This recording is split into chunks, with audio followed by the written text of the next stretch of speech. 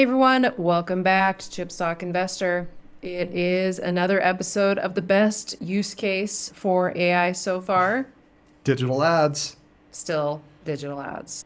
And still, I don't know how this is still a debate out there at all, anywhere at this point, but the hyperscalers, especially Alphabet and Meta, have been investing in AI for years to improve their own internal AI algorithms that help with ad targeting. It's really quite simple. This is where, to date, most of the ROI is taking place.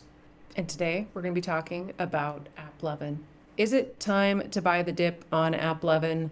They've got video game cheat code financials, which we're going to show you with the help of our friends over at Fiscal here in just a moment. But as a reminder, where AppLovin fits in the supply chain, we file that under enterprise software there at the end. Who has helped AppLovin develop their machine learning algorithms, Axon 2.0? Well, it operates in Google Cloud using, or at least it was trained on, who knows what it's being operated on right at this moment, but originally the NVIDIA L4 tensor processors. So pretty incredible software running on not even the most advanced, latest and greatest GPUs in existence. Nevertheless, here's those cheat code like financials Casey referred to. You're going to see a couple of charts from our friends over at Fiscal.ai, who are the sponsor of today's video. You're also going to see some quotes from the CEO, Adam Foroughi, at a recent conference, Investor Day. Fiscal already has all of those transcripts uploaded as well. So fantastic tool if you're researching a business like this. Fiscal.ai/CSI gets you 15% off any paid plan. Okay, let's take a look at this first fiscal chart. We have total revenues in blue, free cash flow is in green, and operating profit in orange. In Q1 2026, revenue increased 59% year over year. Adjusted EBITDA is the metric AppLovin uses to measure its operational profit progress. You can't use adjusted EBITDA. They do. They totally do. And in this case, it kind of makes sense because look at that. Most of the revenue still just converts directly to free cash flow. It's pretty epic that a company this young and growing so fast at this kind of scale is generating that type of margin. Free cash flow margin of 70% in Q1 2026.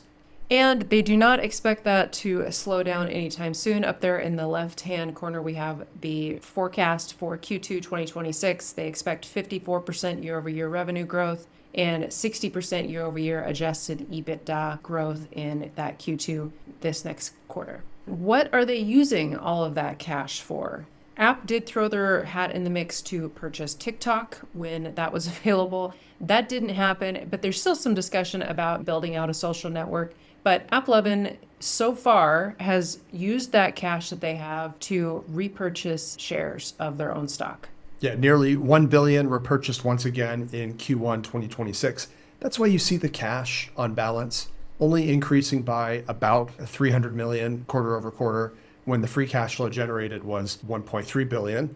So M&A, acquisitions of some sort, will continue to be part of AppLovin's story. However, most of that cash they still expect to continue to use for repurchases. So pretty shareholder-friendly business. But I think we just want to take a few minutes here on this video to talk about what exactly makes AppLovin such an efficient software business. Why is AI, or more specifically machine learning, such a powerful use case for this software company? Because really, Casey, this is the ultimate standard for software. This is what you would like all of your beaten up, thrown away, left for dead software companies to try to achieve. All right, let's walk through some of these quotes from the 54th NASDAQ London Investor Conference that Adam Foroughi spoke at.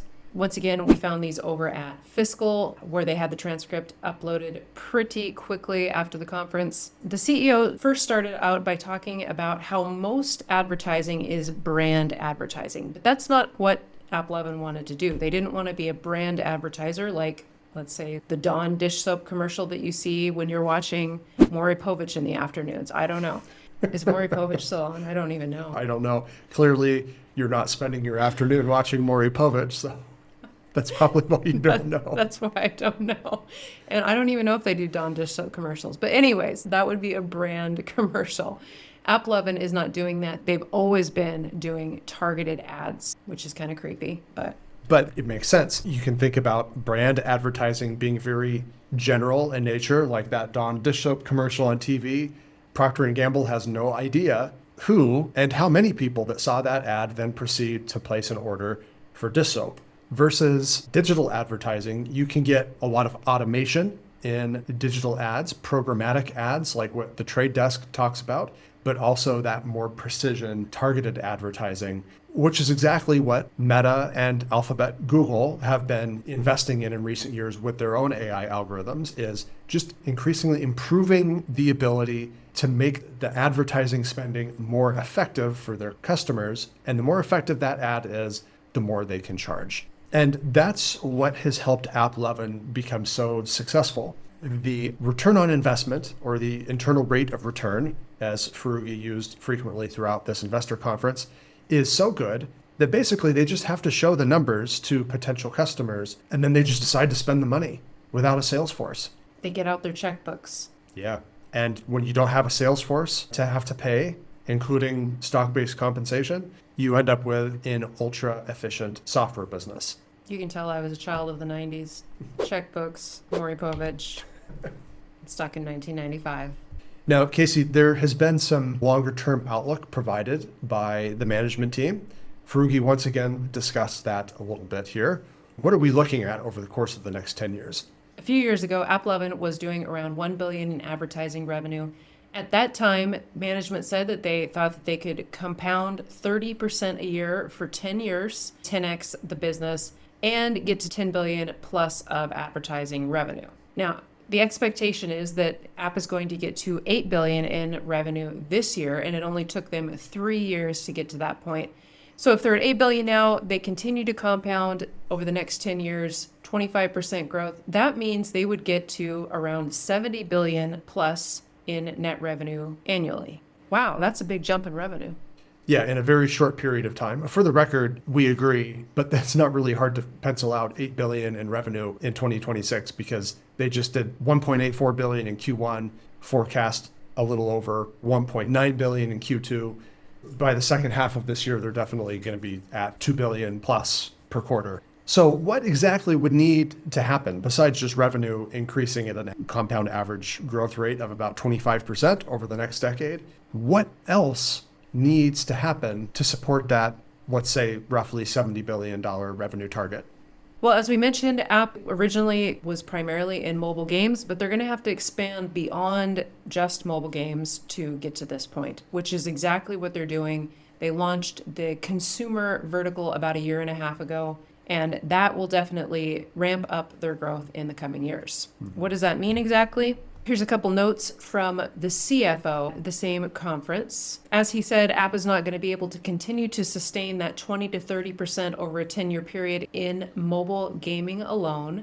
And so they feel like what's going to happen is the consumer side of the business is going to start to grow, especially over the next 3 to 5 years.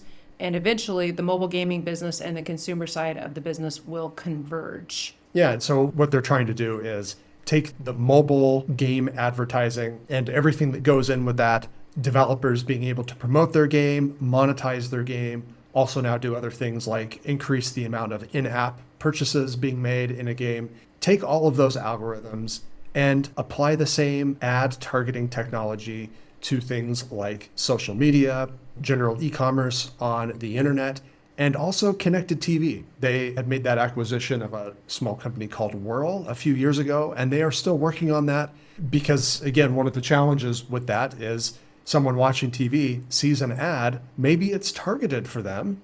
However, how does the brand really know if that led to a purchase? So they're trying to figure things like that out, talking about using things like QR codes. Data seems to show people are not really pulling their phone out and scanning the QR code when it shows up on their TV screen. So trying to figure out new ways to make those targeted ads more measurable and make sure that the viewer actually is converting to a paid customer so that they're actually able to show that value to the advertiser and therefore increase the ad budget with AppLovin. If we go back to that first slide, you remember we asked, is it time to buy the dip now in AppLovin? So let's round this discussion out with some reverse DCF material here. This is back from February of this year, just 4 months ago. This DCF we did during a CSI live session over on Semi Insider. This is when the price was around $448 per share. And at that time, the growth rate over the next 5 years was around 20% to get it to fair value. But let's update that and look at it now for a 5-year scenario as well as a 10-year scenario. Here's first the 5-year scenario. Actually, the growth rate is about 18% to get it to fair value of $464. So slight increase in stock price, but because of the per share profit increasing so much last quarter, you can see the assumption actually drops a bit on the average growth rate over the 5-year span. Now, note on our 10-year, what we actually decided to do here was flip it to earnings per share, just because that will smooth out the per share profit over time. Who knows what AppLovin is going to have to do in the coming years to try to boost its growth initiatives. Perhaps there's a larger acquisition that takes place.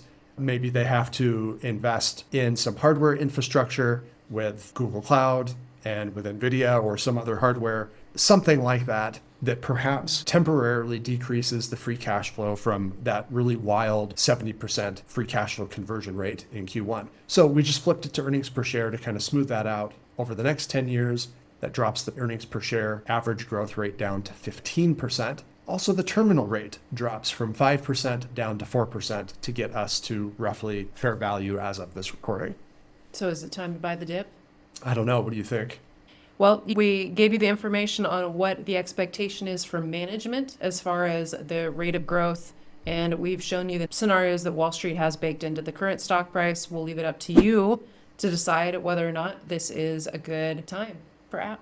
One that we were able to get in early on back in early 2024, and one we're still very happy to continue holding and occasionally continue to nibble on as long as AppLovin continues to deliver those crazy numbers and the outlook appears to be reasonable based on what they're able to deliver.